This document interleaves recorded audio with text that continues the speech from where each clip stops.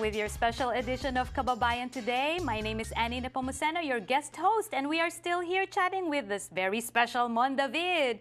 Thank you. Special? Oh, syempre, kasi you know, who could do that scatting right Very off the bat? special. It's all about you today.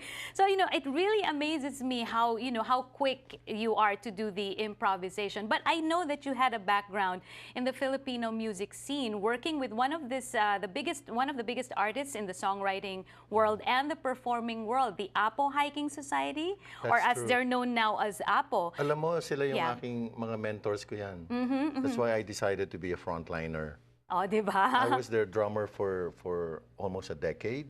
Oh, ang tagal-tagal na And nun. during those times when Yeah. I was playing drums, I was in the drum kit area, nasa utak ko na, someday I'm going to do this. I want to be a frontliner. I want to entertain people. I want to write songs. I want to have my own Oh repertoire. my goodness. So sila nag-inspire sa akin to Yeah, do because this. they were very heavy on songwriting and I think that's why they were very popular. Marami silang mga original songs na talagang kumakagat sa puso ng Pilipino. At ang legacy nila hindi na mawawala. Ano yung mga songs na you were involved with? Nung time that you were playing with them, ano yung mga kanta nilang sikat? Just so we'll have I had the pleasure, the opportunity of rearranging one of the APO classics, yung Lumang Tugtugin. Oh, yes. So, Can you ginawa ko remind ng, us how that melody goes? I know how it goes. yung I think it's madaling. Lumang Yes. Tugtug, madaling sabayan, Sabayan. takautan, tadaran, tararan. Yes, exactly.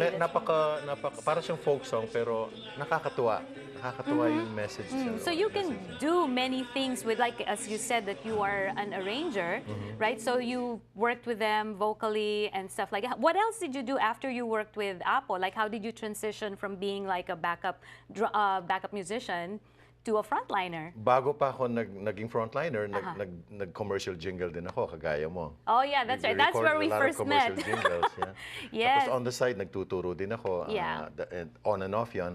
But really, ang talagang focus ko na makapag-record ng mga original songs at makapag-compose kagaya nila. How many albums do you have already? I'm on my way. I'm finishing my 8th Oh right my now. goodness, it's your 8th? I have like 2 or 1.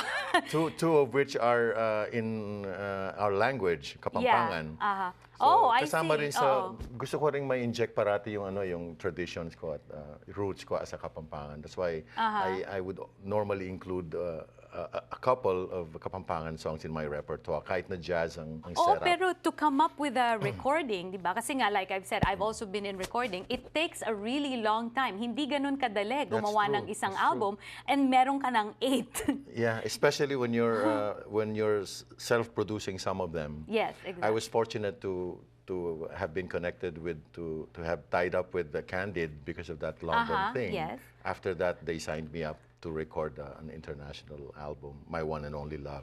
Oh my goodness, yes. Which I was think I fun. remember that one. And that Yeah. was very, very good. How do you select the songs that you put? Because like, for example, you are recording already here. You've been here in the US for several years. Eh, di ba yung mga selections dun sa album mo, they're not all in English. Meron ding mga Tagalog. Paano mo pinipili I've kung always anong... looked at it this way. An album, a CD album, is a representation of your musical expressions, of your outlook in life, of your the things that you value.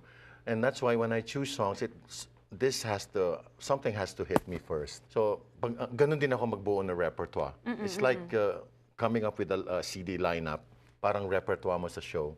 Yeah. The songs have to express your personality and your preferences in life. So, your experiences. You know, masaya, malungkot, nakakatawa, kailangan nandun lahat yon. But on top of that, I have to be able to create in the moment and improvise and lahat nitong combinations ito. Oo nga, ma-imagine ko The arrangement that's... have to be really exciting. Yeah, because I think it would be more difficult to record jazz kasi parang all the musicians are best to be all there. I mean, it's different from recording different types of music, like pop music where the band can record way ahead and the singer comes later because you need to capture a lot of the musical interaction. Alam mo, years ago, akala ko ang hirap. And then, ngayon na-realize ko, dapat mabilis at madali. When you're surrounded with real jazz musicians, real great players, kasi ang mangyayari doon, puro take one lang yun eh. All you have to have is the basic charts. Kung minsan nga wala ng charts, pinag-uusapan na lang.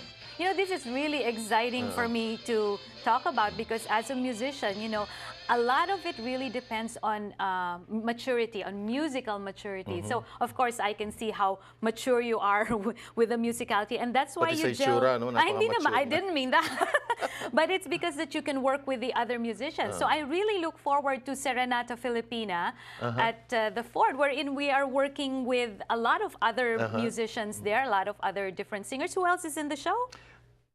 Yes. Mga kaibigan, Ani Nepomuceno will be there. And, Harana Men's Chorus. Yes. I'm excited to perform with them. Louise Marie Cornelius. Cornelius and Lara Avengoza. Yeah, and you know, Amin, the sax player. yes, that's right. And young Josie Gonzalez, and it's all different sorts of types and genres of music. And then we're all probably wondering, how are you gonna all put that into that show? I guess. I'm excited to inject a little bit of my style, Yes, the jazz exactly. style. And then to we have these choir. classics, I think OPM. everyone's going to do something different. So we're all going to have to see at the Ford on August 17th. So ladies and gentlemen, thank you so much, Mon. It was a pleasure speaking with you, and we'll be right back.